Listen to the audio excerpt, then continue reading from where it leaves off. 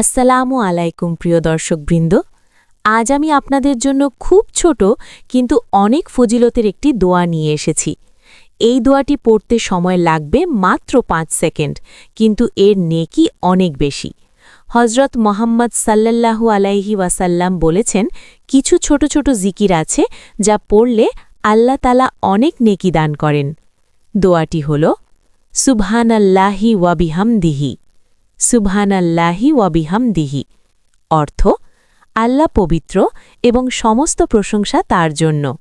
হাদিসে এসেছে, যে ব্যক্তি দিনে 100 বার সুবহানাল্লাহি ওয়া বিহামদিহি পড়বে তার গুনাহ মাফ করে দেওয়া হবে, যদিও তা সমুদ্রের ফেনার মতে বেশি হয়।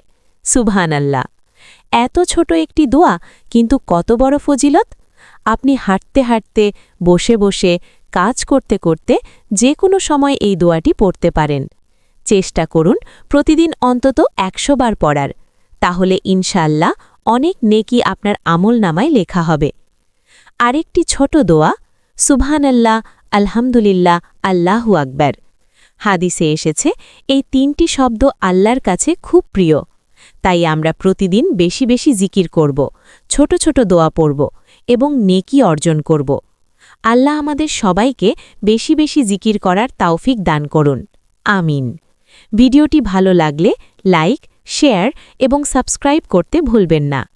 আসসালামু আলাইকুম ওয়া রাহমাতুল্লাহ।